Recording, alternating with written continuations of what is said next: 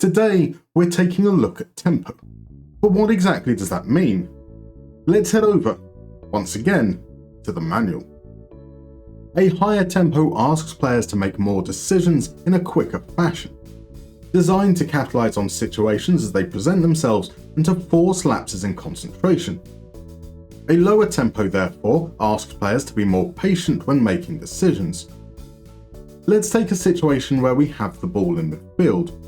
A high tempo might see them move the ball quickly to the first player they see in a position to receive. This is good. It can help progression before the opposition has a chance to react or settle. This might, however, mean they miss the best option. A low tempo allows players to assess their choices, but be too slow and the defense can establish itself or even pounce on your indecision. To test what actually happens, we will follow the same approach as we did for width. 4 formations covering the main shapes. Vanilla instructions, each simulated twice. In this case, once with tempo at its highest, once with tempo at its lowest. For more information on the methodology, the width video is linked in the description below. I'll be pointing out trends that occur consistently across every formation, unless stated otherwise. But let's talk assumptions. I assume that a higher tempo will result in less of the ball, but more possession. Confusing, right? Possession is a division of the number of passes completed. So if one team completes 407 passes, the other 430, the possession split is 49% to 51%. Ball share is a division of the time with the ball under each team's control, like a chess clock. A team playing at a low tempo might have a smaller proportion of passes, but have the ball under their control for longer than the opposition. Like this very same game, where the share is actually 51% to 49% in Aston Villa's favour. So my assumption here is that a higher tempo, which encourages quick decisions, will result in a greater volume of passes, even if the time the team has the ball under control is less. Of course, passes aren't the only actions players will perform in possession. Dribbles, shots, hoofing the ball away aimlessly. And so we're actually going to look at both passes and touches for every single game. We will then use ball share to identify how much time we had the ball under our control. This will allow us to calculate passes per minute of control and touches per minute of control. And just like when it came to width, I was wrong. Partially. A higher tempo did result, as expected, in a lower ball share. Ball share went from 50% average at the lowest tempo down to 46.2% average at the highest tempo. That's a significant drop, showing that tempo will impact the level of control you assert over a game.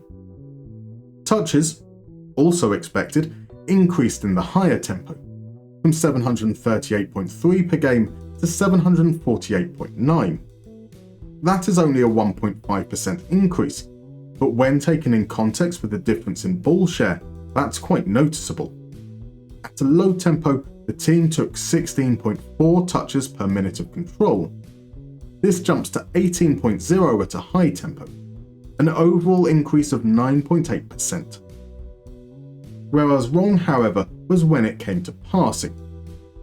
At a low tempo, we completed 408.1 passes per game, out of 472.4 attempted. That's an 86.4% pass completion rate. At a high tempo, this dropped to 389 completed from 456.5 attempts, an 85.2% pass completion rate. We expect a drop in pass accuracy. Quicker decisions are likely to result in more mistakes. It is also not unreasonable for fewer passes to be attempted when you have a lower share of the ball. The surprise is that the higher tempo resulted in fewer passes per minute of control, 10.5 compared to 10.7. Only 1.9% fewer, but this was not expected. More touches and fewer passes infers there is an increase in other actions. More carries, more dribbles, more shots, more aimless clearances.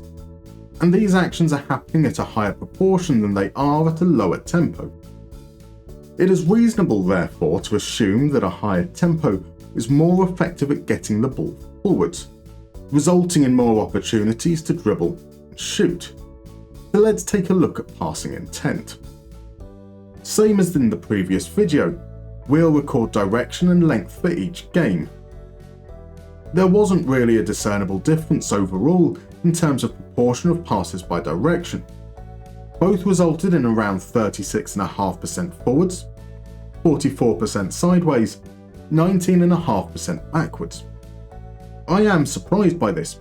This suggests that a higher tempo does not make you more effective at getting the ball forwards. In fact, at a low tempo, forwards and sideways passes were more accurate. This follows the general accuracy trend we saw earlier. Backwards passes, however, were slightly less accurate. The difference is marginal but universal. It is perhaps indicative that, at the lower tempo, the opposition defence is more settled, and thus in a position to apply pressure and to intercept wayward back passes. In fact, we see something similar when it comes to pass length. Proportionally, there is a difference, with low tempo attempting more medium passes and high tempo attempting more long and short passes. Low tempo is more accurate at long and medium passes, but less accurate with short passes. This, I believe, is once again an indicator of the opposition being able to settle. Short passing is easier when you move the ball quickly before the opposition can react. As tempo doesn't appear to make a significant difference to passing intent, maybe, indirectly, it impacts whereabouts on the pitch actions occur. Thankfully, this is easier to assess than the width video where I had to track every single touch. This time, we can use the zone maps from the data hub for defensive actions, possession gained, pass attempts, and possession lost. I say thankfully because there doesn't seem to be much correlation here. Remember kids, correlation does not equal causation. There are some instances of certain behaviours happening consistently across all formations. Low tempo systems all lose more possession in Zone 3, just before the halfway line. High tempo systems win more possession in Zone 5. There isn't, however, consistent behaviour in the other zones for those particular metrics, and that suggests maybe we can't jump to any conclusions. Except for pass attempts. Here, consistently, low tempo systems attempted more passes in Zones 2 and 3. High tempo systems attempted more passes in Zones 4 and 6. In Zone 5, high tempo systems attempted more in 4 at the back systems, and it was equal in 3 at the back systems. Zone 1 was all over the place. What we can gather from this, however, is that consistently, attacking actions were taking place higher up the pitch in higher tempo systems. This is supported by the average defensive line scatter graph. Annoyingly, the scale is dynamic, so we've had to measure and calculate, but in every instance the defensive line was higher in the higher tempo systems. Of course, what you want to know is how this manifests where it matters. Goals. Higher tempo, shock horror, scores more. Consistently. Both systems outperformed their XG and by a similar margin. The same can be said for goals conceded. Both systems once again outperformed their XG against, but there was more variance here. The 4-3-3 conceded fewer in the low tempo system, but this was thanks to opposition profligacy. The 3-4-3 gave up less XG against in the low tempo system, but this time the higher tempo system benefited from opposition wastefulness. Given the attacking output, it should come as no surprise that the high tempo system also resulted in more crosses, dribbles, chances created, and final third passes. It also had a higher proportion of goals assisted via crosses, and by extension, scored as headers. Low tempo systems generated more assists from through balls. There is one other trend that I'd like to talk about: goal times. Low tempo systems score a higher proportion of goals later in games. High tempo systems concede a higher proportion of goals late in games. This could be because of the difference in intensity. A lower tempo system is able to conserve energy and be more effective in the later stages. a higher tempo system is more tiring and prone to lapses. I can't, however, say that with confidence. Game flow plays a massive part. Systems which score more goals are more likely to be defending a lead late in games, and vice versa. By extension, the opposition's approach will be different accordingly. So the conclusion from today is straightforward. Tempo does, as it says, control the urgency/frequency of decisions, and the data shows that higher tempo is just more effective.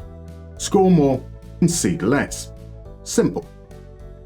As always, there's a little more nuance than that. Let's take a look at the away game against West Ham. This was a fixture that wasn't won on a single occasion.